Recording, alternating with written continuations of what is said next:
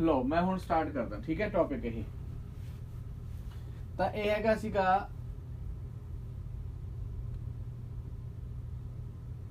spherical refracting surfaces।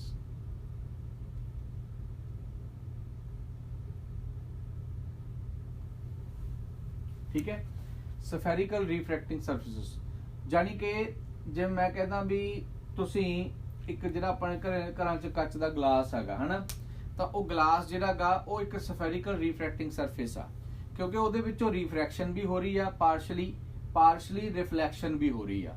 तो कोई भी यह जी spherical बॉडी जिहदे विचों रिफ्लैक्शन भी होवे रिफ्रैक्शन भी होवे उहनूं असीं रिफ्रैक्टिंग सरफेस कह दिंदे आ। तो यह वो सरफेसिस ने जिन्हां तो मिला के लैंस ते प्रिज्म बनते हैं। ठीक है, तो जे आपां प्रिज्म जां लैंस नूं एक पर्टिकुलर शेप ते कट कर दिंदे आ इन्हां नूं, तां ओह शेप जिहड़ियां ने लैंस दियां जां कन्वैक्स बन जांदा, कनकेव बन जांदा, इदां दियां शेप बन जांदियां ने। तां रिफ्रैक्टिंग सरफेस जिहड़ियां ने ये भी दो टाइप दियां ने, एक कनकेव ते एक कॉनवैक्स। तां मैं जिवें एक एग्जांपल लैना इत्थे आ हैगी अपने कोल कॉनवैक्स सरफेस। ठीक है, तो कॉनवैक्स रिफ्रैक्टिंग सरफेस है। तो ये विचों इधरला पोर्शन जिहड़ा गा उहनूं आपां कर्व नहीं बनाउणा, तो इस करके मैं इधर नूं फ्री एंड छड्डता इहदा। ठीक है, हुण इस रिफ्रैक्टिंग सरफेस दे लई अगेन जिवें आपां लैंस दे विच हुंदा गा मिरर दे विच हुंदा उवें आपां इत्थे ड्रॉ करना गा प्रिंसीपल एक्सिस। तो आ प्रिंसीपल एक्सिस होगी। ठीक है, प्रिंसीपल एक्सिस जिहड़ी आ वो कित्थों दी पास करदी हुंदी आ, तो 10वीं क्लास तुहानूं सिखाया होगा प्रिंसीपल एक्सिस पास करदी हुंदी आ अपर्चर दे मिड पॉइंट चों। What is aperture? अपर्चर वो पॉइंट आ जिथों रिफ्रैक्शन जां रिफ्लैक्शन हुंदी आ। तो आ पोर्शन अपर्चर है इहदा एक्स वाई, ये अपर्चर आ। ते ये जिहड़ा प्रिंसीपल एक्सिस आ वो पास करदी हुंदी आ पोल तो, जे थोड़े याद होवे, क्योंकि आपां सारे डिस्टेंस पोल तो मैजर करते हैं। ठीक है, ये साइन कन्वेंशन दा रूल आ। रिफ्रैक्टिंग सरफेस दे लई पहला आपां एक रिलेशन ड्राइव करना गा, और रिलेशन हैगा अपने कोल रेयर ते डेंसर मीडियम दे रिगार्डिंग। जिहड़ी रिफ्रैक्टिंग सरफेस आ ना आ सारी, ठीक है, ਇਹਦਾ रिफ्रैक्टिव इंडेक्स हैगा गा μ2 ਤੇ ਜਿਹੜਾ ਬਾਹਰ ਆ ਉਹ ਹੈਗਾ ਗਾ μ1। μ1 ਜਿਹੜਾ ਗਾ ਉਹ ਹੈਗਾ ਗਾ ਰੇਅਰ ਤੇ μ2 ਜਿਹੜਾ ਉਹ ਹੈਗਾ ਗਾ ਡੈਂਸਰ। ਇਹ ਆਪਾਂ ਅਸਿਊਮ ਕੀਤਾ। ਤਾਂ ਆਪਾਂ ਨੇ ਹੁਣ ਇਹਦੇ ਵਿੱਚ ਜਿਹੜੇ ਆਬਜੈਕਟ ਜਾਂ ਇਮੇਜ ਬਣੂਗੀ ਉਹਨਾਂ ਦਾ ਸਾਈਜ਼ ਪੁਆਇੰਟ ਮੰਨ ਕੇ ਚੱਲਣਾ, ਕਿਉਂਕਿ ਜਦੋਂ ਯਾਦ ਕਰੋ ਆਪਾਂ ਮਿਰਰ ਜਾਂ ਲੈਂਸ ਬਣਾ ਦੀ ਤੋਂ ਆਪਾਂ ਰੇ ਡਾਇਗਰਾਮ ਬਣਾਉਂਦੇ ਸੀ ਇਮੇਜ ਫਾਰਮੇਸ਼ਨ ਦੇ ਲਈ, ਤਾਂ ਆਪਾਂ ਹਮੇਸ਼ਾ ਇੱਕ ਹਾਈਟ ਬਣਾਉਂਦੇ ਹੁੰਦੇ ਸੀ। ਆਪਾਂ ਕਹਿੰਦੇ ਸੀਗੇ ਵੀ ਆ ਆਬਜੈਕਟ ਹੁੰਦਾ, ਰਾਈਟ, ਆਪਾਂ ਇਸ ਤਰ੍ਹਾਂ ਅਸਿਊਮ ਕਰਦੇ ਸੀ। ਪਰ ਇੱਥੇ ਕੀ ਆ, ਆਪਾਂ ਆਬਜੈਕਟ ਦਾ ਸਾਈਜ਼ ਪੁਆਇੰਟ ਆਬਜੈਕਟ ਮੰਨ ਕੇ ਚੱਲਣਾ। ਉਹਦਾ ਕੋਈ ਵੀ ਸਾਈਜ਼ ਹੋ ਸਕਦਾ, ਉਹਦੀ ਕੋਈ ਵੀ ਹਾਈਟ ਹੋ ਸਕਦੀ ਆ। ਤੇ ਪਹਿਲਾ ਕੇਸ ਆ ਜਿਹੜਾ ਉਹ ਹੈਗਾ ਗਾ ਜਦੋਂ ਆਬਜੈਕਟ ਰੇਅਰ ਮੀਡੀਅਮ ਚ ਪਿਆ ਗਾ ਤੇ ਇਮੇਜ ਜਿਹੜੀ ਆ ਉਹ ਡੈਂਸਰ ਮੀਡੀਅਮ ਚ ਬਣਦੀ ਆ। ठीक है, सो ऑब्जेक्ट कित्थे पे अपने कोल रेयर मीडियम च ते इमेज कित्थे बन रही है डेंसर मीडियम च। तो रिफ्रैक्शन हो रही है रेयर तो डेंसर। ठीक है, ओके, प्रूफ किहड़ी चीज दा करना, मैं पहला डायग्राम बनावा फिर उस तो बाद च दसूंगा प्रूफ की आ। ऑब्जेक्ट इत्थे पिया गा, इमेज ओहदी अंदर बनू इहदे। तो सब तो पहला इस ऑब्जेक्ट तो रेज इस सरफेस ते फॉल करनगियां, तो आपां इत्थों ओ रेज लेके जाने आ। तो रेज इत्थे पहुंचियां, जिथे ये रेज इंसीडेंट करदियां ने याद करो उस सरफेस ते आपां नॉर्मल ड्रॉ करदे हुंदे आ। तो नॉर्मल इत्थे ड्रॉ होगा, so this would be normal. ठीक है, नॉर्मल देखो किदे ते ड्रॉ कीता आपां, आ सरफेस ते परपेंडिकुलर ड्रॉ कीता मैं। तो नॉर्मल दे लई कंफ्यूज ना होया करो, नॉर्मल हमेशा जिहड़ी सरफेस आ ओहदे ते परपेंडिकुलर ड्रॉ कर देना बस। नॉर्मल नूं मैं सी ना मिलाऊंगा। तो याद करो ये तुहानूं असीं दस्सिया सीगा 10th क्लास दे विच भी नॉर्मल हमेशा सेंटर ते जाके मिलते हैं, सेंटर ऑफ कर्वेचर ते। ओके, ਹੁਣ ਰੇਅਰ ਤੋਂ ਡੈਂਸਰ ਜਾ ਰਹੀ ਆ ਹੈਗਾ ਐਂਗਲ ਆਫ ਇਨਸੀਡੈਂਸ, ਕਿਉਂਕਿ ਨਾਰਮਲ ਦੇ ਨਾਲ ਬਣਿਆ ਹੈਗਾ ਇਨਸੀਡੈਂਟ ਰੇ ਦਾ। ਹੁਣ ਰੇਅਰ ਤੋਂ ਡੈਂਸਰ ਜਦੋਂ ਜਾਊਗੀ it bands towards the normal, right. ਤਾਂ ਨਾਰਮਲ ਦੇ ਟੂਵਰਡਸ ਬੈਂਡ ਹੋਣ ਕਰਕੇ ਇਹ ਇੱਥੇ ਕਿਤੇ ਜਾ ਕੇ ਮਿਲ ਜੂਗੀ। ਤਾਂ ਲੈਟਸ ਸੇ ਇੱਥੇ ਇਹ ਮਿਲ ਗਈ, ਜਿੱਥੇ ਇਹ ਪ੍ਰਿੰਸੀਪਲ ਐਕਸਿਸ ਤੇ ਮਿਲੂਗੀ ਵੀ ਕਾਲਡ ਇਟ ਇਮੇਜ। ਤਾਂ ਇਹ ਇਮੇਜ ਬਣ ਗਈ, ਠੀਕ ਹੈ। ਤਾਂ ਇਸ ਤਰ੍ਹਾਂ ਕਰਕੇ ਸਾਡੇ ਕੋਲ ਅਗਲਾ ਪਾਰਟ ਇੱਥੇ ਕੀ ਆ ਐਂਗਲ ਆਫ ਰਿਫਰੈਕਸ਼ਨ ਆ, ਇਹਨੂੰ ਮੈਂ ਆਰ ਨਾਲ ਡਿਨੋਟ ਕਰ ਰਿਹਾ, ਤੇ ਇਧਰ ਨੂੰ ਇਹ ਰਿਫਰੈਕਟਿੰਗ ਰੇ ਗਈ ਆ। ਜੇ ਇਹ ਡਾਇਗਰਾਮ ਦੇ ਵਿੱਚ ਕੋਈ ਕਨਫਿਊਜ਼ਨ ਆ ਸੋ ਫਾਰ ਮੈਨੂੰ ਦੱਸ ਦਿਓ।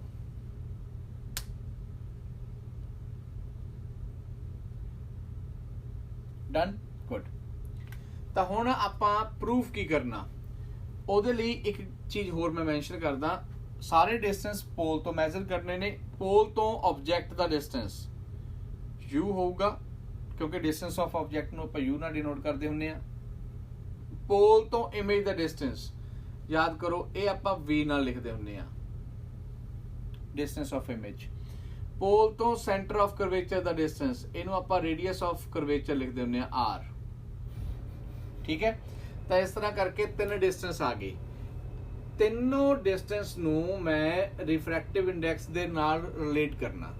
ਤਾਂ ਮੈਂ ਪ੍ਰੂਫ ਕੀ ਕਰਨਾ, ਪ੍ਰੂਫ ਮੈਂ ਆ ਕਰਨਾ ਇੱਥੇ ਵੀ μ2 upon v minus μ1 upon u, ਇਹ ਇਕੁਅਲ ਹੋਊਗਾ μ2 ਮਾਈਨਸ μ1 upon r ਦੇ।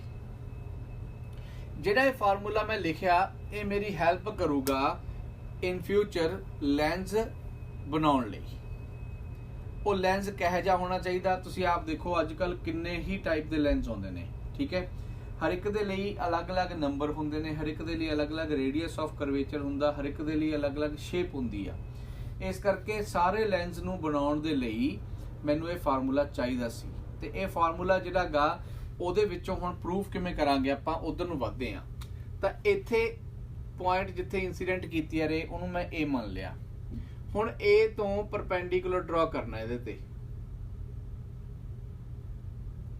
ਠੀਕ ਹੈ। ਜਿੱਥੇ ਪਰਪੈਂਡੀਕੂਲਰ ਡਰਾ ਕੀਤਾ ਮੈਂ ਉਹਨੂੰ M ਮੰਨ ਲਿਆ। ਇਹ ਪਰਪੈਂਡੀਕੂਲਰ ਡਰਾ ਕਰਨ ਦਾ ਪਰਪਸ ਕੀ ਆ, ਇਧਰ ਨੂੰ ਵਧਣ ਲਈ ਮੈਨੂੰ ਤਿੰਨ ਐਂਗਲ ਚਾਹੀਦੇ ਹੋਣਗੇ। ਉਹ ਤਿੰਨ ਐਂਗਲ ਕਿਹੜੇ ਨੇ, ਇੱਕ ਤਾਂ ਜਿਹੜਾ ਆਬਜੈਕਟ ਬਣਾ ਰਿਹਾ ਪ੍ਰਿੰਸੀਪਲ ਐਕਸਿਸ ਨਾਲ, ਇੱਕ ਜਿਹੜੀ ਇਮੇਜ ਬਣਾ ਰਹੀ ਆ, ਇੱਕ ਜਿਹੜਾ ਸੈਂਟਰ ਆਫ ਕਰਵੇਚਰ ਬਣਾ ਰਿਹਾ। ਤਿੰਨ ਐਂਗਲ। ਆਬਜੈਕਟ ਦਾ ਜਿਹੜਾ ਐਂਗਲ ਆ ਉਹਨੂੰ ਅਸੀਂ ਅਲਫਾ ਨਾਲ ਲਿਖਾਂਗੇ, ਇਮੇਜ ਦਾ ਐਂਗਲ ਬੀਟਾ ਨਾਲ, ਤੇ ਜਿਹੜਾ centre of curvature the angle ਆ ਉਹਨੂੰ ਆਪਾਂ ਗੈਮਾ ਨਾਲ ਡਿਨੋਟ ਕਰਾਂਗੇ। ਮੈਨੂੰ ਇਹ ਤਿੰਨੋਂ ਐਂਗਲ ਜਿਹੜੇ A, ਅਲਫਾ, ਬੀਟਾ ਤੇ ਗੈਮਾ ਨੇ, ਇਹ ਤਿੰਨੋਂ ਚਾਹੀਦੇ ਨੇ ਪਰਪੈਂਡੀਕੂਲਰ ਬਾਈ ਬੇਸ ਦੀ ਫਾਰਮ 'ਚ, ਯਾਨੀ ਕਿ ਮੈਨੂੰ tan ਕੈਲਕੂਲੇਟ ਕਰਨੇ ਪੈਣੇ ਸੀ। tan ਕੈਲਕੂਲੇਟ ਤਾਂ ਹੋਣਗੇ ਜੇ ਮੇਰੇ ਕੋਲ ਰਾਈਟ ਐਂਗਲ ਟ੍ਰਾਇੰਗਲ ਹੋਊਗੀ। ਇਸ ਕਰਕੇ ਮੈਨੂੰ ਰਾਈਟ ਐਂਗਲ ਟ੍ਰਾਇੰਗਲ ਬਣਾਉਣ ਲਈ ਆ ਪਰਪੈਂਡੀਕੂਲਰ ਡਰਾ ਕਰਨਾ ਪਿਆ AM। ਹੁਣ ਇਹਦੇ ਵਿੱਚ ਦੇਖੋ AM ਦੇ ਵਿੱਚ ਤਿੰਨ ਟ੍ਰਾਇੰਗਲ ਬਣਨਗੀਆਂ, ਇੱਕ 'ਚ ਜੀ 'ਚ ਆਬਜੈਕਟ ਆਊਗਾ, ਇੱਕ ਦੇ ਵਿੱਚ ਇਮੇਜ ਆਊਗੀ, ਇੱਕ ਦੇ ਵਿੱਚ ਸੈਂਟਰ ਆਫ ਕਰਵੇਚਰ ਆਊਗਾ। ਤਾਂ ਧਿਆਨ ਨਾਲ ਜੇ ਤੁਹਾਨੂੰ ਮੈਂ ਨੇੜੇ ਲਿਆ ਕੇ ਦਿਖਾਵਾਂ ਇਹ, ਤਾਂ ਦੇਖੋ ਧਿਆਨ ਨਾਲ, ਇੱਥੋਂ ਕਲੀਅਰ ਹੋਊਗਾ ਤੁਹਾਨੂੰ। ਇੱਕ ਤਾਂ ਬਣ ਗਈ AOM triangle, right angle triangle. ਫਿਰ ਇੱਕ ਬਣ ਜੂਗੀ AIM ਰਾਈਟ ਐਂਗਲ ਟ੍ਰਾਇੰਗਲ, ਇੱਕ ਬਣ ਜੂਗੀ AMC। ਤਾਂ ਤਿੰਨਾਂ ਦੇ ਵਿੱਚ ਅਲਫਾ ਹੈਗਾ, ਇੱਕ 'ਚ ਬੀਟਾ ਹੋਊਗਾ, ਇੱਕ 'ਚ ਗੈਮਾ ਹੋਊਗਾ। ਰਿਪੀਟ ਕਰਦਾ ਮੈਂ, AOM AIM AMC। ਤਾਂ ਤਿੰਨ ਟ੍ਰਾਇੰਗਲ ਨੇ। ਤਿੰਨੋਂ ਟ੍ਰਾਇੰਗਲ ਜਿਹੜੀਆਂ ਨੇ ਉਹਨਾਂ ਦੇ ਵਿੱਚ ਹੁਣ ਕਨਫਰਮ ਆ ਕਿ ਮੇਰੇ ਕੋਲ ਅਲਫਾ ਵੀ ਹੈਗਾ, ਮੇਰੇ ਕੋਲ ਬੀਟਾ ਵੀ ਹੈਗਾ, ਮੇਰੇ ਕੋਲ ਗੈਮਾ ਵੀ ਹੈਗਾ, ਰਾਈਟ। ਤਾਂ ਜਿਹੜੇ ਅਲਫਾ, ਬੀਟਾ ਐਂਡ ਗੈਮਾ ਦੀਆਂ ਵੈਲਿਊਜ਼ ਨੇ ਉਹਨਾਂ ਤੋਂ ਹੁਣ ਆਪਾਂ tan alpha, tan beta and tan gamma calculate ਕਰ ਸਕਦੇ ਹਾਂ। ਹੁਣ ਸਭ ਤੋਂ ਪਹਿਲਾ ਸਟੈਪ ਕੀ ਹੈ ਇਹਦੇ ਵਿੱਚ, ਸਭ ਤੋਂ ਪਹਿਲਾ ਸਟੈਪ ਹੈਗਾ ਗਾ ਸਨੈਲਸ ਲਾਅ ਅਪਲਾਈ ਕਰਾਂਗੇ ਆਪਾਂ, ਠੀਕ ਹੈ। ਹੁਣ ਪ੍ਰੂਫ ਕਰ ਰਿਹਾ ਮੈਂ ਇੱਥੇ ਇਸ ਚੀਜ਼ ਨੂੰ, ਓਕੇ। ਸਨੈਲਸ ਲਾਅ ਅਪਲਾਈ ਕਰਾਂਗੇ। ਸਨੈਲਸ ਲਾਅ ਕਿਵੇਂ ਅਪਲਾਈ ਕਰਾਂਗੇ ਆਪਾਂ, ਦੇਖੋ 1 to 2 ਆ ਰਹੇ ਆ ਬਿਕਾਜ਼ ਆਬਜੈਕਟ ਰੇਅਰ 'ਚ ਸੀ, ਇਮੇਜ ਡੈਂਸਰ 'ਚ ਬਣ ਰਹੀ ਹੈ, ਤਾਂ ਰਿਫਰੈਕਸ਼ਨ ਤਾਂ ਹੀ ਹੋ ਰਹੀ ਆ। ਤਾਂ ਆਪਾਂ ਲਿਖਾਂਗੇ 1 to 2, ਠੀਕ ਹੈ। ਰਿਫਰੈਕਟਿਵ ਇੰਡੈਕਸ ਕਿੱਧਰੋਂ ਆਏ ਆ ਕਿੱਧਰ ਜਾਣਾ। Equal to sine i upon sine r. ठीक है जी। फिर फॉर स्मॉल एंगल इत्थे एक कंडीशन ला देनी है, for small values of i and r. ये क्यों लिखिया? क्योंकि याद करो मैं तुहानूं कहा सी ऑब्जेक्ट ते इमेज जिहड़ियां ने ये पॉइंट मन्ने जाणगे। तो जे पॉइंट ने, पॉइंट की अपनी हाइट है नहीं, तो जे उसकी अपनी हाइट नहीं होगी, इस करके एंगल ऑफ इंसीडेंस ते एंगल ऑफ रिफ्रैक्शन जिहड़े ने ਉਹ 1-1 डिग्री 2-2 डिग्री 3-3 डिग्री ਦੇ ਬਣਨਗੇ। ਜੇ 1 डिग्री 2 डिग्री 3 डिग्री ਦਾ ਐਂਗਲ ਆ ਤਾਂ ਉਸ ਕੇਸ ਦੇ ਵਿੱਚ ਤੁਸੀਂ ਟ੍ਰਿਗਨੋਮੈਟਰੀ ਅਪਲਾਈ ਨਹੀਂ ਕਰ ਸਕਦੇ, ਤਾਂ ਉਹਨਾਂ ਦੀਆਂ ਵੈਲਿਊਜ਼ ਨੂੰ ਆਪਾਂ ਐਜ਼ ਇਟ ਇਜ਼ ਲੈ ਲੈਣੇ ਹੁੰਦੇ ਆ।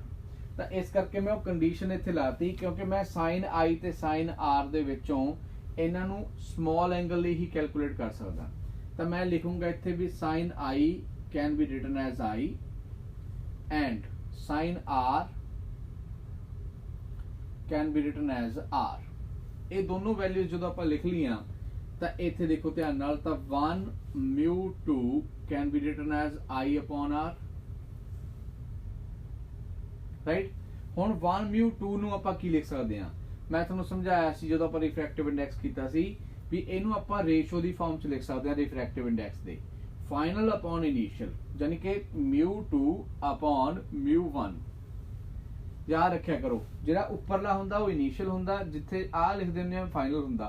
तो जिहनूं आपां फ्रैक्शन च लिखणागा तो मैं इहनूं इस तरह लिख सकदा final refractive index upon initial. तो ये वैल्यू किहदे कोल आ गई? आई अपॉन आर दे इक्वल आ गई। इत्थों कर लो क्रॉस मल्टीप्लाई, तो μ1 I is equal to μ2 are आ जाऊगा अपने कोल। हुण आपां आई ते आर दी वैल्यू जिहड़ी आ ਇਹ ਸਟੈਪ ਤੁਸੀਂ ਨਾ ਜੇ ਤੁਸੀਂ ਮੇਬੀ ਬੁੱਕ ਦੇ ਵਿੱਚ ਕੀਤਾ ਹੋਵੇ, ਬੁੱਕ ਦੇ ਵਿੱਚ ਇਹ ਸਟੈਪ ਬਾਅਦ ਚੋਂ ਦਿੰਦੇ ਨੇ, ਪਰ ਮੈਂ ਪਹਿਲਾਂ ਕਿਉਂ ਕਰਾਉਣਾ? ਕਿਉਂਕਿ ਇਹਦੇ ਨਾਲ ਤੁਹਾਨੂੰ ਸਟੈਪ ਯਾਦ ਰੱਖਣੇ ਈਜ਼ੀ ਹੋ ਜਾਣਗੇ ਡੈਰੀਵੇਸ਼ਨ 'ਚ। ਸਭ ਤੋਂ ਪਹਿਲਾਂ ਕਿਉਂ ਈਜ਼ੀ ਹੋਣਗੇ? ਕਿਉਂਕਿ ਜਿਹੜੀ ਡਾਇਗਰਾਮ ਬਣਾਉਣੇ ਆਪਾਂ ਉਹ 'ਚ ਅਲਫਾ ਬੀਟਾ ਤੇ ਗੈਮਾ ਦੀ ਗੱਲ ਕਰਦੇ ਆਪਾਂ, ਆਈ ਤੇ ਆਰ ਦੀ ਤਾਂ ਕਦੇ ਗੱਲ ਕੀਤੀ ਨਹੀਂ।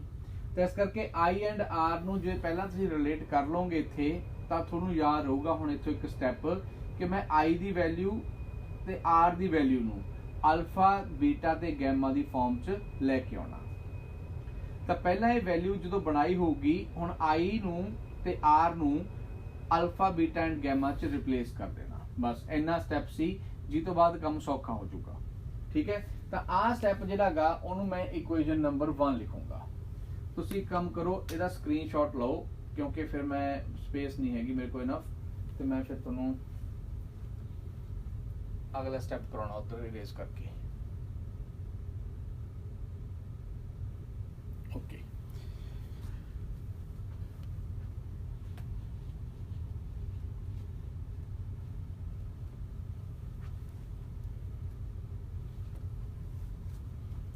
तो देखो हुण आपां किवें अगला स्टेप करते हैं। तो अगले स्टेप दे लई तो मेरे को सीगा μ1 I is equal to μ2 are, ये सीगा ना। हुण आई ते आर दियां वैल्यूज आपां ने इथों यूज करनियां ने। आई कितना होगा? एक गल याद रखनी हमेशा डायग्राम च, आई जिहड़ागा ओह अल्फा ते गैमा दे लई बनिया होगा। क्यों?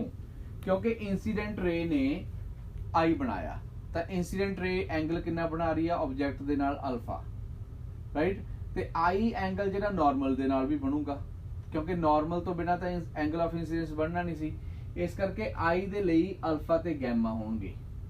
फिर आ जाओ हुण आर दे लई, आर जिहड़ा एंगल आ वो रिफ्रैक्शन आ, रिफ्रैक्शन दा एंगल आ, ते ओने इमेज बनाई हो, क्योंकि रिफ्रैक्शन करके इमेज बनी है, इस करके उस बीटा होगा। पर आर बिना नॉर्मल तो बन नहीं सकता, अगेन ਉਹਦੇ ਨਾਲ गैमा रिलेटेड होगा। ਤਾਂ आई ਦੇ ਵਿੱਚ अल्फा ਤੇ गैमा ਆਉਣਗੇ, आर ਦੇ ਵਿੱਚ बीटा ਤੇ गैमा ਆਉਣਗੇ।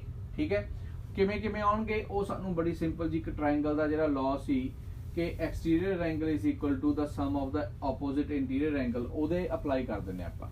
ਤਾਂ ਜੇ ਹੁਣ ਤੁਸੀਂ ਧਿਆਨ ਨਾਲ ਦੇਖੋ ਟ੍ਰਾਇੰਗਲ AOC, ਟ੍ਰਾਇੰਗਲ AOC ਦੇ ਵਿੱਚ I ਐਕਸਟੀਰੀਅਰ ਐਂਗਲ ਆ, ਅਲਫਾ ਤੇ ਗੈਮਾ ਉਹਦੇ ਇੰਟੀਰੀਅਰ ਐਂਗਲਸ ਨੇ। ਤਾਂ ਮੈਂ ਇੱਥੇ ਲਿਖ ਦਿੰਦਾ wear I can be written as alpha plus gamma, right? इसे तरह हुण आ जो ACI दे विच हुण ACI ट्रायंगल नूं जे तुसीं ध्यान नाल देख रहे हो तां इह च गैमा बाहर आ, तां गैमा एंगल किहदे इक्वल होगा R प्लस बीटा दे, तां इत्थे लिखांगे and gamma is equal to R plus beta, पर मैंने तां R चाहिदा, सो R कितना आ जाऊगा gamma minus beta. So I दी वैल्यू ते R दी वैल्यू ये आपां यूज करांगे। हुण I ते R दियां जिहड़ियां वैल्यूज ने उत्थे पुट करो, so μ1 I that is alpha plus gamma equal to μ2 R gamma minus beta. ठीक है, अल्फा गैमा ते गैमा बीटा करन उत मैं रिपीट करदा ताकि तेनू समझ आ जाए प्रॉपरली। असी उस स्टैप नू अगे कंटिन्यू कीता तां μ1 I is equal to μ2 R सीगा। I ते R दियां वैल्यूज असी कैलकुलेट कीतियां आ दो ट्रायंगल च। I दी वैल्यू ट्रायंगल दे विचों कैलकुलेट कीती है जिहड़ी ओ ट्रायंगल हैगी है AOC। ठीक है, AOC दे विच I एक्सटर्नल एंगल सी, अल्फा ते गैमा इंटरनल एंगल सी, तो इस करके I दी वैल्यू अल्फा प्लस गैमा आ गई। सिमिलरली गैमा जिहड़ा ओह ट्रायंगल दे विच एक्सटीरियर एंगल सी ACI दे विच, तो गैमा दी वैल्यू आ जाऊगी R प्लस बीटा, तो मैं इत्थे लिखा गैमा दी वैल्यू R प्लस बीटा, पर मैनू R चाहिदा, इस करके R दी वैल्यू कितनी आ जाऊगी गैमा माइनस बीटा हो गया। तो R ते I दियां वैल्यूज जिहड़ियां ने वो इस इक्वेशन दे विच जिहड़ी असीं बनाई सी उह च पुट करतीआं, तो आ पुट करके इत्थे पहुंच गए सी। हुण आपां ने tan alpha, tan beta and tan gamma calculate करने ने, पर क्योंकि असीं स्मॉल एंगल ही कैलकुलेट कर रहे हैं इस करके टैन अल्फा नूं अल्फा लिखांगे। जिवें आपां याद करो साइन आई नूं आई लिखिया, साइन आर नूं आर लिखिया, तो आपां लिखांगे इत्थे फॉर स्मॉल एंगल्स। ठीक है, तो स्मॉल एंगल्स लई फॉर स्मॉल एंगल्स, क्योंकि ऑब्जेक्ट दा साइज ते इमेज दा साइज बहुत छोटा, इस करके एंगल्स छोटे होंगे। Small angles tan alpha can be written as alpha, tan beta can be written as beta, and tan gamma can be written as gamma। तो आ तीन वैल्यूज जिहड़ियां ने वो आपां अल्फा बीटा ते गैमा दियां पुट कर दांगे। तो सीधा tan अल्फा दी वैल्यू इत्थे अल्फा दी थां ते पुट कर दांगे। ठीक है, क्योंकि असीं ऑलरेडी कहता भी tan अल्फा नूं अल्फा लिखांगे, तो जिहड़ी वैल्यू आ गई μ1। हुण टैन अल्फा देखिए इत्थों डायग्राम च, ट्रायंगल AOM नूं ध्यान नाल देखो, तो टैन अल्फा की होगा perpendicular AM upon base MO, तो टैन अल्फा आ गया AM अपॉन MO। एक सॉरी प्लस करना सीधे, एक गल दा ख्याल रखना गा, तुसी सारे डिस्टेंस जिहड़े ने वो M तो शुरू करने ने, क्योंकि मैं M नूं बाद चों P नाल रिप्लेस करने वाला। लिखण नूं तो तुसी ऐ भी लिख सकदे सी, कोई ट्रिग्नोमेट्री तो नहीं कहंदी हैगी भी नहीं लिख सकदे भी AM अपॉन OM, राइट। तो AM अपॉन OM जे लिख दे तो इसदा मतलब तुसी O तो M नूं ऑब्जेक्ट मान रहे, डिस्टेंस मान रहे हो, पर रूल जिहड़े साइन कन्वेंशन दे वो कहंदे आ भी आपां ने सारे डिस्टेंस पोल तो ही मैजर करने ने, तो पोल तो स्टार्टिंग पॉइंट होना चाहिए, पोल दे नेड़े होना M आ पहला, इस करके M तो O लिखना ना कि OM। ये छोटी जी मिस्टेक जिहड़ी आ थोड़े पूरे नंबर कट सकती है। फिर आ जाओ अगे गैमा, गैमा दी वैल्यू की आ AM अपॉन MC,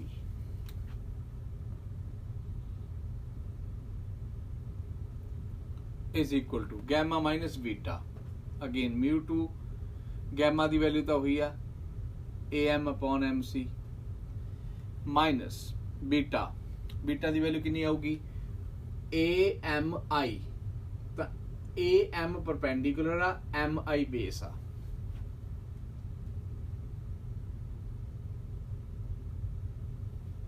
ठीक है, हुण देखो AM कॉमन निकल के कैंसिल हो जू दोनों साइडों तो जे कॉमन करके कैंसिल करदा मैं तो की आऊगा, एक स्टैप इत्थे लिख दांगे, एक मिनट इत्थे लिखा जाऊगा स्टैप आए लिख देंगे, चलो आए लिख देना मैं दिखा के। तो देखो AM कैंसिल करता आपां, तो इधरों आ गया μ1 1/MO plus 1/MC is equal to μ2 1/MC minus 1/MI। ठीक है जी। तो ये स्टैप तो बाद हुण मैं की कहूँगा भी आपां ने μ1 नूं अलग अलग नाल मल्टीप्लाई कर देना, μ2 नूं अलग अलग नाल मल्टीप्लाई कर देना, ते बाद दे विच जाके मैं एंड ते M नूं P नाल रिप्लेस कर दूंगा। ठीक है, स्क्रीनशॉट लो ते फिर मैं तुहानूं अगे दसदा भी आपां की स्टैप लेना।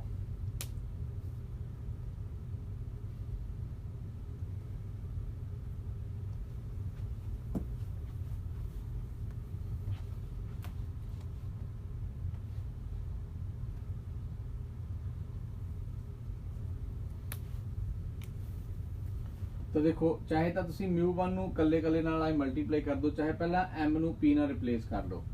तो मैं इत्थे लिखदा भी रिप्लेसिंग M with P। ठीक है, क्यों? बिकॉज सारे डिस्टेंस पोल तो मेजर करने आ। कदों करांगे?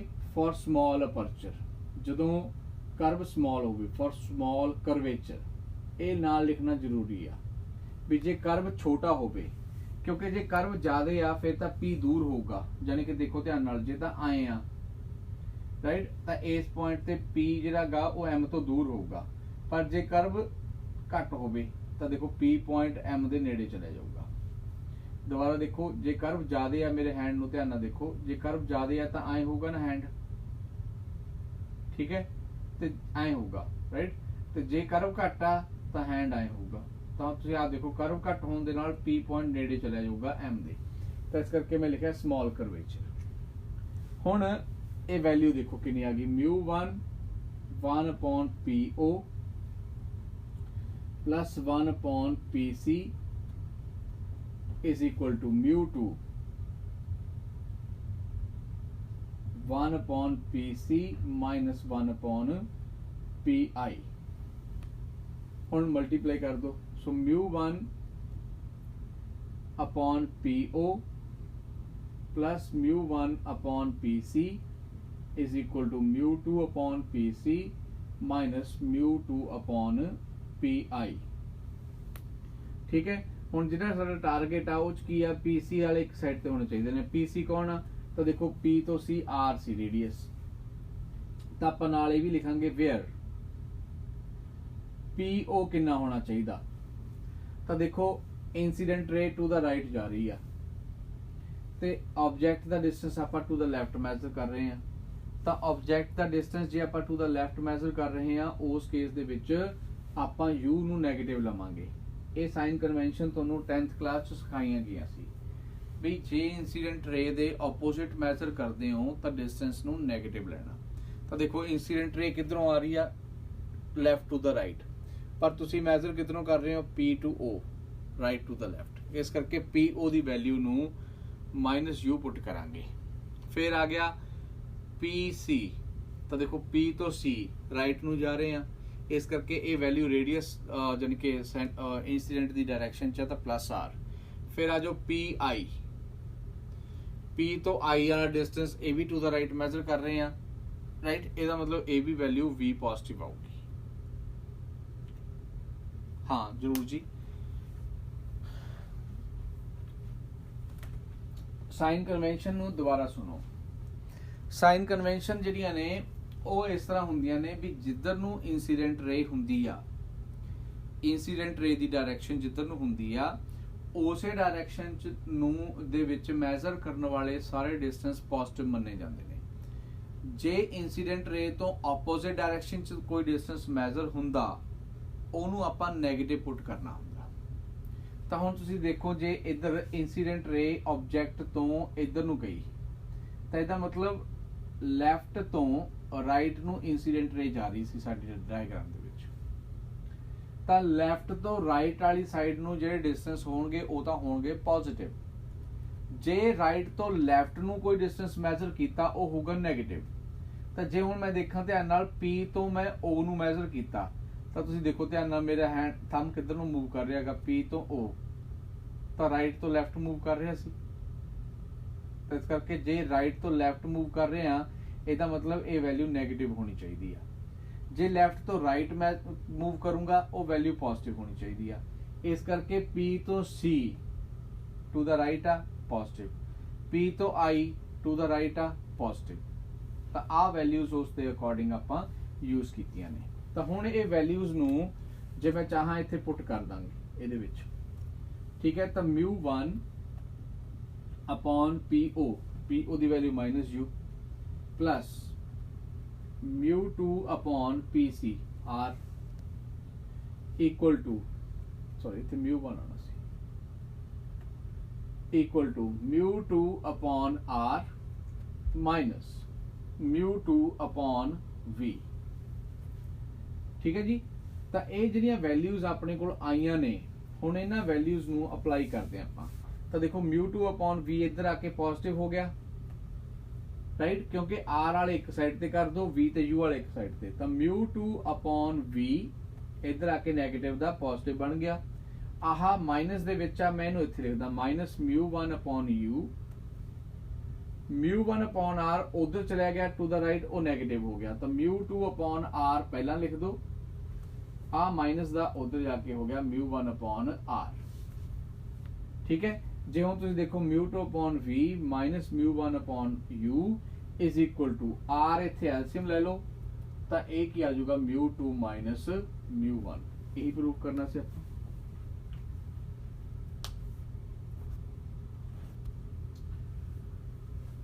ਚੈੱਕ ਕਰ ਲਓ।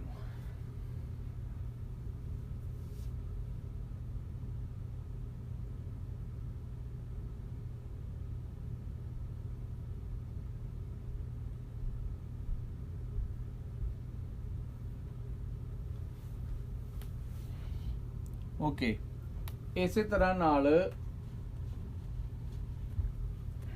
ਜਿਹੜਾ ਅਗਲਾ ਗਾ, ਹੁਣ ਤੁਸੀਂ ਡੈਂਸਰ ਤੋਂ ਰੇਅਰਰ ਉਹ ਖੁਦ ਕਰਕੇ ਦੇਖਣਾ। ਕਿੱਥੋਂ ਕਰੋਗੇ? ਮੇਰੇ ਨੋਟਸ ਦੇ ਵਿੱਚ ਜਾਇਓ, ਉਹਦੇ ਵਿੱਚ ਮੈਂ ਇੱਕ ਰੇਅਰਰ ਟੂ ਡੈਂਸਰ ਵਾਲਾ ਕੀਤਾ ਹੋਇਆਗਾ, ਇੱਕ ਡੈਂਸਰ ਤੋਂ ਰੇਅਰਰ ਵਾਲਾ, ਠੀਕ ਹੈ। ਉਹ ਖੁਦ ਕਰਕੇ ਦੇਖਣਾ ਪ੍ਰੂਫ। ਜੇ ਕੋਈ ਕਨਫਿਊਜ਼ਨ ਰਹੀ ਤਾਂ ਲੈਟ ਮੀ ਨੋ, ਬਟ ਮੈਨੂੰ ਲੱਗਦਾ ਨਹੀਂ ਕੋਈ ਕਨਫਿਊਜ਼ਨ ਰਹੂਗੀ, ਕਿਉਂਕਿ ਜੇ ਤੁਸੀਂ ਐਂ ਸਟੈਪ ਫੋਲੋ ਕਰੋਗੇ ਜਿਵੇਂ ਮੈਂ ਉਹ 'ਚ ਵੀ ਲਿਖਿਆ ਹੋਇਆ ਨੋਟਸ ਦੇ ਵਿੱਚ, ਤਾਂ ਇਹ ਈਜ਼ੀ ਹੋ ਜਾਊਗਾ, ਠੀਕ ਹੈ। ਇਹ ਦੋਨੋਂ ਪ੍ਰੂਫ ਜਿਹੜੇ ਨੇ ਡਾਇਗਰਾਮ ਤੋਂ ਬਿਨਾ ਹੋਣੇ ਨਹੀਂ, ਇਸ ਕਰਕੇ ਡਾਇਗਰਾਮ ਤੁਸੀਂ ਪਹਿਲਾਂ ਖੁਦ ਬਣਾ ਕੇ ਦੇਖਣੀ ਆ, ਠੀਕ ਹੈ। ਜੇ ਡਾਇਗਰਾਮ ਨਹੀਂ ਬਣਾ ਕੇ ਦੇਖੋਗੇ ਪੁੱਤ ਫਿਰ ਹਾਰਡ ਹੈ ਕੰਮ। ਡਾਇਗਰਾਮ ਦੇ ਉੱਪਰ ਮਿਹਨਤ ਤੁਹਾਨੂੰ ਕਰਨੀ ਪੈਣੀ ਆ, ਠੀਕ ਹੈ, ਖੁਦ ਆਪਣੇ ਆਪ ਮਿਹਨਤ ਕਰਨੀ ਪੈਣੀ ਹੈ। ਹੁਣ ਆਪਾਂ ਲੈਂਸ ਮੇਕਰ ਫਾਰਮੂਲੇ ਦੇ ਵੱਲ ਚੱਲਦੇ ਹਾਂ। ਲੈਂਸ ਮੇਕਰ ਫਾਰਮੂਲਾ ਜਿਹੜਾ ਗਾ, ਜੇ ਤੁਹਾਡੇ ਯਾਦ ਹੋਵੇ ਤਾਂ ਆਹ ਫਾਰਮੂਲਾ ਸੀ lens maker formula 1 upon F is equal to mu minus 1 upon R1 minus 1 upon R2। ਯਾਦ ਆ ਤੁਹਾਡੇ ਫਾਰਮੂਲਾ ਹੈ?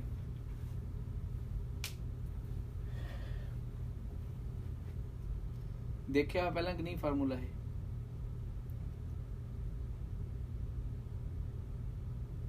ਜੇ ਤਾਂ ਨਹੀਂ ਦੇਖਿਆ ਫਿਰ ਵੀ ਦੱਸ ਦਿਓ ਮੈਨੂੰ, ਨਹੀਂ ਪਤਾ, ਨਹੀਂ ਦੇਖਿਆ, ਕੀਤਾ ਹੀ ਨਹੀਂ ਫਾਰਮੂਲਾ ਹੈ। ਜੋਬਨ, ਗਗਨ, ਨਵੂ,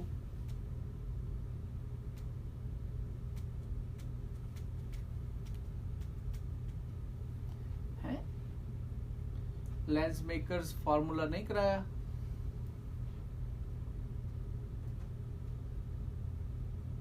रे ऑप्टिक्स थोड़ी पूरी होगी ना क्लास।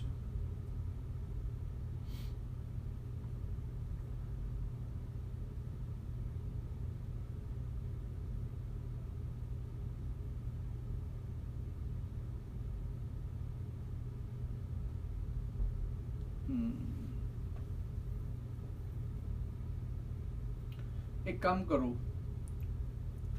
5 ਮਿੰਟ ਲਈ ਮੇਰੇ ਨੋਟਸ ਤੇ ਜਾਣਾ ਤੁਸੀਂ, ਮੈਂ ਆ ਮੀਟਿੰਗ ਬੰਦ ਕਰਦਾ 5 ਮਿੰਟ ਲਈ। ਨੋਟਸ ਤੇ ਜਾ ਕੇ ਨਾ ਤੁਸੀਂ ਡੈਂਸਰ ਤੋਂ ਰੇਅਰਰ ਵਾਲਾ ਜਿਹੜਾ ਟੌਪਿਕ ਮੈਂ ਤੁਹਾਨੂੰ ਕਿਹਾ ਸੀ ਉਹ ਇੱਕ ਵਾਰ ਦੇਖ ਲੈਣਾ ਹੁਣੀ। ਡੈਂਸਰ ਤੋਂ ਰੇਅਰਰ ਮੈਂ ਪੇਜ ਨੰਬਰ ਤੁਹਾਨੂੰ ਪੇਜ ਨੰਬਰ ਵੀ ਭੇਜਦਾ, ਮੈਂ ਤੁਹਾਨੂੰ ਭੇਜਦਾ ਹੁਣੀ, ਕਲਿੱਕ ਕਰਕੇ ਉਹਨੂੰ ਇੱਕ ਵਾਰ ਨਾ ਆਈ ਉਹਦੇ ਤੇ ਦੇਖ ਲੈ।